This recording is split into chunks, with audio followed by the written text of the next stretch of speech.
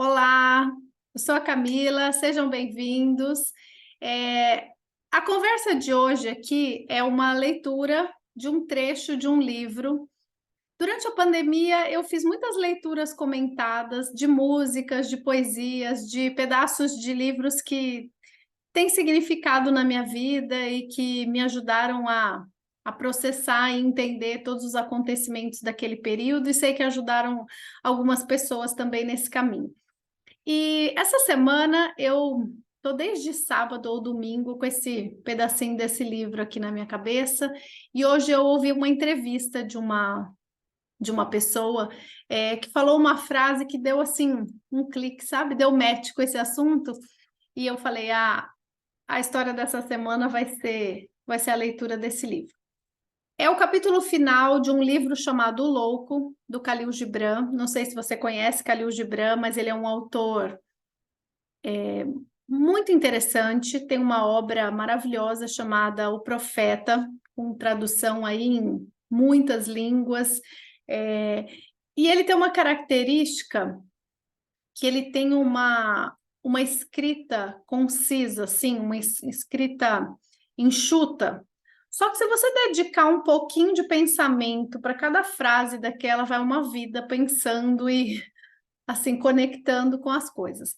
O fato é que esse capítulo chama-se O Mundo Perfeito e a gente precisa de um pouco de liberdade de pensamento para olhar para ele e compreender tudo que ele tem para dizer. Então eu vou lendo aqui e vou fazendo os meus comentários, que obviamente são a minha versão, a minha visão sobre o que está escrito aqui. O livro chama-se O Louco e é o capítulo chamado O Mundo Perfeito. O mundo perfeito entre aspas. Isso é muito importante porque contém ironia, né?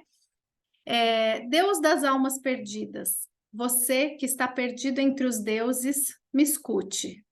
Eu vivo entre uma raça perfeita de homens, eu, o mais imperfeito dos homens. Aqui já dá para fazer uma pausa, né? Deus das almas perdidas, você que está perdido entre os deuses. Tem até uma certa coragem aqui de escrever isso, né? Então a gente precisa ouvir esse Deus aqui, não como o Deus que a gente tá acostumado. Vocês já vão entender que aqui não é nenhum demérito a Deus, muito pelo contrário. E aí ele continua: eu, um caos humano, nebuloso, com elementos confusos, ando entre mundos perfeitamente acabados, entre povos que são governados por leis bem elaboradas e que obedecem a uma ordem pura, cujos pensamentos são catalogados, cujos sonhos são ordenados e cujas visões são inscritas e registradas. Olha aqui o retrato da sociedade que a gente está vendo ser construída, né? Uma sociedade que projeta uma ideia de perfeição, uma ideia rígida do que é certo e do que é errado, e que estabelece até que sonho pode ser sonhado. Esse pedaço aqui que ele diz, cujos sonhos são ordenados, nossa, isso me pega muito, porque assim estão querendo mandar até no seu sonho. O que é bom para você? O que é o que devia ser desejado? O que é o sonho? O que vai te fazer feliz? Isso, na minha opinião, é uma das grandes razões da infelicidade de hoje, né? É a pessoa sonhar um sonho que não é dela. Mas vamos em frente. Suas virtudes, ó Deus, são medidas. Seus pecados são bem calculados pelo seu peso, e até os incontáveis atos que ocorrem no crepúsculo nebuloso do que não é pecado nem virtude são registrados e catalogados. Uma vida controlada no detalhe, né? Em que tudo é julgado, tudo é visto e tudo é medido. Neste mundo, noites e dias são convenientemente divididos em estações de conduta e são governados por padrões de precisão impecável. Comer, beber, dormir, cobrir a própria nudez e depois ficar cansado. Tudo a seu tempo. Trabalhe, brinque, cante, dance e, em seguida, deite-se em silêncio, quando o relógio marcar o tempo. Olha que coisa, que escrita que retrata uma sociedade robotizada. Qualquer semelhança com o que a gente está vivendo não é mera coincidência, né? Então, você tem lá uma cartilha para ser cumprida do que é o correto, do que é bom, do que tem valor, né? E em seguida, deite-se em silêncio. Quer dizer, faz o que tem que ser feito e aí esquece, né? Você nem na sua solidão, nem no teu momento de dormir, nem no seu momento que é só você com você mesmo, você pode fugir desse padronizado. Deite-se em silêncio. Pensar isso, sentir aquilo, e depois parar de pensar e sentir quando uma certa estrela se eleva no horizonte. Roube do vizinho com um sorriso. Esse pedaço aqui ele pega mais pesado, olha lá. Roube do vizinho com um sorriso. Dê presentes com um gesto gracioso. Elogie sabiamente, acuse com cautela. Destrua uma alma com uma palavra. Queime um corpo com a respiração e depois lave as mãos quando terminar o dia de trabalho. Ou seja, aqui nós estamos entrando numa coisa muito mais pessoal, né? Na frase anterior era trabalhe, brinque, cante, dance. Aqui é a forma como você vai se comportar. Você vai se comportar também de uma maneira pré-estabelecida, de uma maneira dentro do quadradinho, dentro da regra. Amar de acordo com a ordem estabelecida. Divertir-se da melhor maneira, de acordo com uma certa maneira pré-fabricada. Adorar os deuses com o decoro adequado. Intrigar e enganar os demônios com habilidade. E depois esquecer tudo como se a memória tivesse morrido.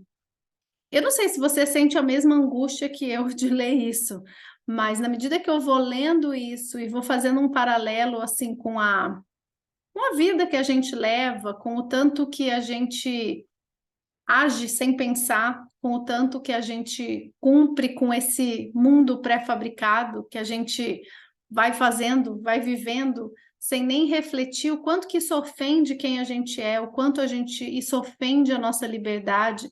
Então, a gente está indo lá de atos para comportamentos um pouco mais pessoais. Agora, aqui nós estamos falando do que há de mais íntimo numa pessoa. Então, ame de acordo com uma ordem estabelecida. Adorar os deuses com o decoro adequado. Intrigar e enganar os demônios. Então, assim, naquilo que é mais pessoal, mais íntimo seu, até aí existe uma ordem para te dizer o que é certo e o que é errado. Imagine com uma certa razão, projeto com consideração, seja docemente feliz. Isso aqui é a coisa mais incongruente que existe, né? Seja docemente feliz. É aquela felicidade disfarçada, aquela felicidade só para fazer foto, né? Se isso tiver qualquer semelhança aí com alguns aplicativos, sofrer com nobreza e depois esvazie o copo para que amanhã possamos enchê-lo novamente. Todas essas coisas, ó Deus, elas são concebidas com uma visão clara, nasceram com um propósito firme, são mantidas com cuidado e exatidão, são governadas de acordo com as normas e a razão, e então são assassinadas e enterradas de acordo com o método prescrito. E mesmo seus túmulos silenciosos que estão dentro da alma humana, cada um tem sua marca e número. Olha essa frase aqui. Então, tudo isso, toda essa regra, ela vem travestida de nobreza, né? Ela vem travestida de um propósito firme, de cuidado, de apreço, de preservação da ordem, da vida. Todo mundo vivendo esse modelo, sendo governado por algo que dizem que vai ser bom, né? Que é por um bom propósito, por uma boa razão, por um bom motivo. É um mundo perfeito, de maravilhas, o fruto mais maduro do jardim de Deus, o pensamento dominante do universo. Mas diga-me, ó Deus, por que eu tenho que estar lá?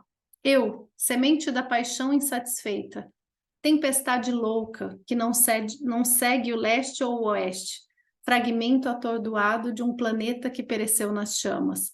Por que estou aqui, ó meu Deus, de almas perdidas? Diga-me, ó Deus, que você está perdido entre os outros deuses.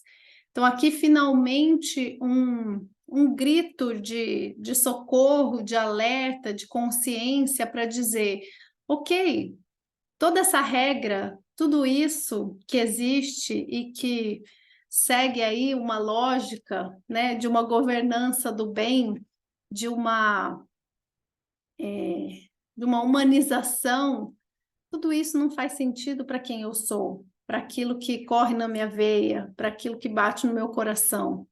E aí o autor se pergunta, por que que eu tenho que estar aqui? Tipo, Deus, me diz que você também não está de acordo com isso. Me diz que esse mundo não é o seu. Tipo, para o mundo que eu quero descer. Eu vou deixar esse texto aí nos comentários.